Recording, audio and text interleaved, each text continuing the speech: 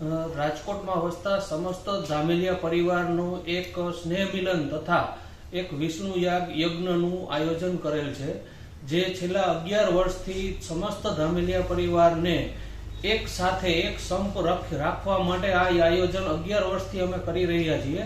આ આયોજનમાં સમસ્ત દેશમાંથી અથવા તો મહારાષ્ટ્ર છે,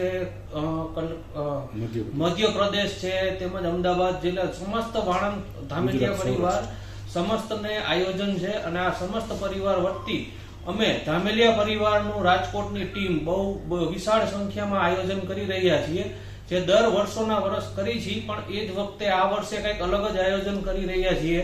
તો સમસ્ત ધામેલિયા પરિવારને આ હવન યજ્ઞ મહોત્સવમાં પધારવા અમારું હાર્દિક આમંત્રણ છે।